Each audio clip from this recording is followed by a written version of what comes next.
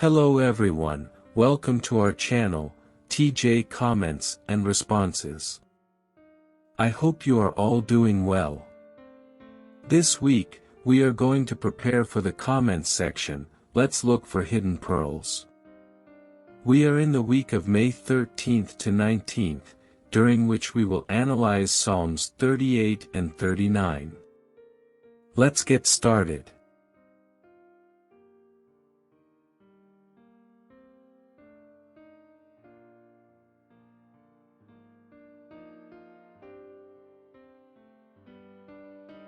The first question is: in what situations could we follow the principle of keeping our mouths muzzled? Before answering the question, let's read the biblical text. Psalm 39 verse 1 says, "I said, I will guard my ways to avoid sinning with my tongue. I will muzzle my mouth as long as someone wicked is in my presence." Very well. Then the answer to the question is: it is important to follow this advice and show self-control if we want to earn the trust of others. It is important to follow this biblical principle in different situations, for example, on social media. If we are not careful, we could unintentionally reveal confidential information to many people, and once we share that information, we cannot control how it will be used or undo the damage it may cause. Another situation is when our enemies try to trick us into telling them things that could endanger our brothers. This could happen if the police interrogate us in a country where our work is banned or restricted. Let's move on to the next question. What spiritual pearls have you found about Jehovah, the ministry, and other topics in this week's Bible reading? Psalm 38 verses 3 to 6 says, "My whole body is sick because of your indignation. There is no peace in my bones because of my sin. My errors loom over my head, they are a burden too heavy for me. My wounds stink and fester because of my foolishness. I am distressed and extremely downcast, I walk around sad all day long." Very well, then the comment is: this reading teaches us that sometimes our own weaknesses contribute to having a low opinion of ourselves. Maybe we have done something we know is wrong, and this makes us feel just like King David did. However, this attitude of remorse is commendable. It means we have not become hardened regarding the correct standards. Nevertheless, if we change our ways, God will forgive us without reservation. Let's move on to the next comment. Psalm 38 verses 7 to 8 says, "I feel like I am burning up inside, my whole body is sick. I am numb, completely crushed, I groan in anguish of heart." Very well, then the comment is: these verses show us how we feel when we commit a sin. It is natural to feel guilty since feelings of guilt can be intense. We might think we will never be worthy of receiving God's mercy, but this is not true. If we sincerely repent, Jehovah says in His word that He is ready to forgive. Let's move on to the next comment. Psalm 38 verses 13 to 14 says, "But I am like a deaf man, I do not hear. I am like a mute man who cannot open his mouth. I have become like a man who cannot hear and in whose mouth there are no arguments." Very well, then the comment is: just as David, the faithful servant of God, did, we can imitate him when we face nicknames, mockery, or slander aimed at provoking us. Usually, it is better not to give ear to such things.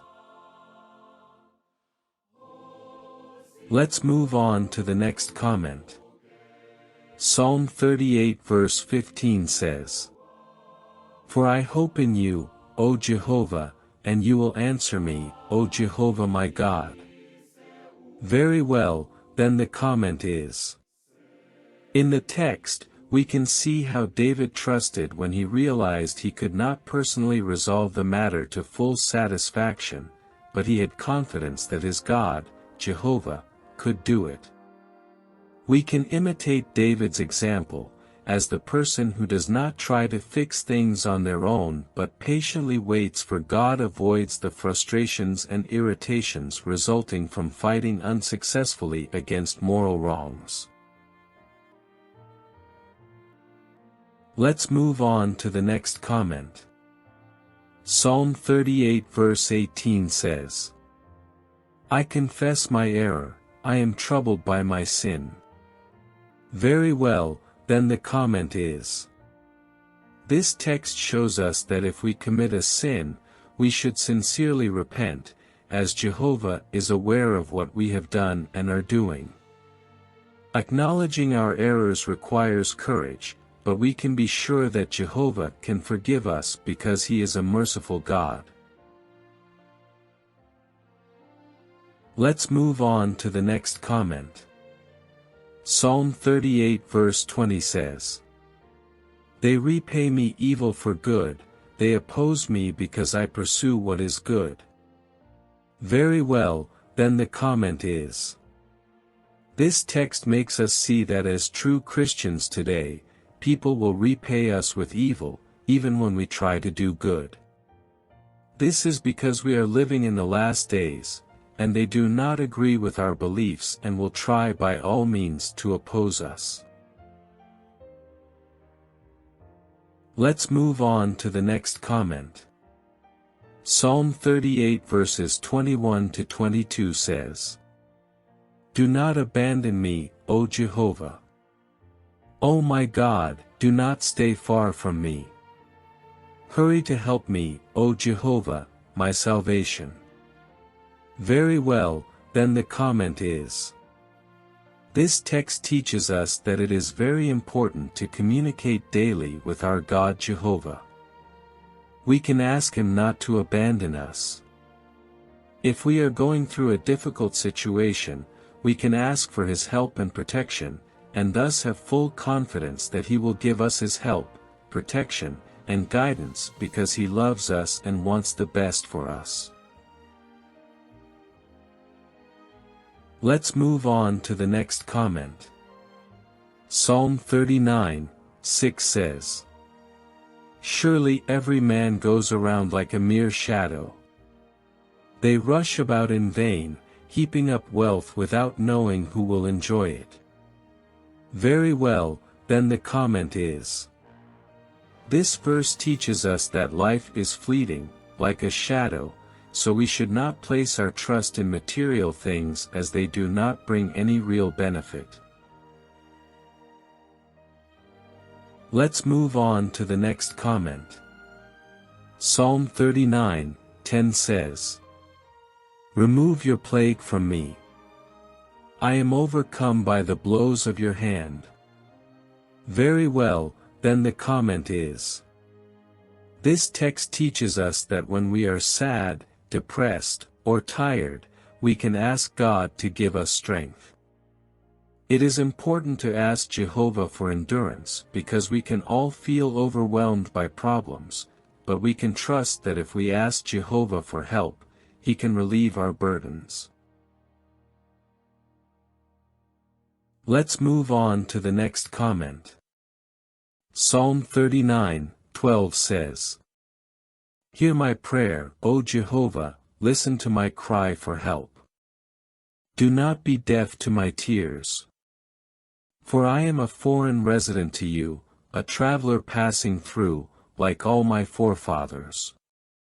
Very well, then the comment is. This verse teaches us that we can trust in God, as He is the hearer of prayer. When we go through problems, Jehovah is there to provide us with help and protection because we are all very valuable to Him. Well, that was the analysis of the comments and responses for the hidden pearls of this week. I hope it will be very helpful to you, my dear brothers and sisters. I send you a big hug, and may Jehovah bless and protect you always.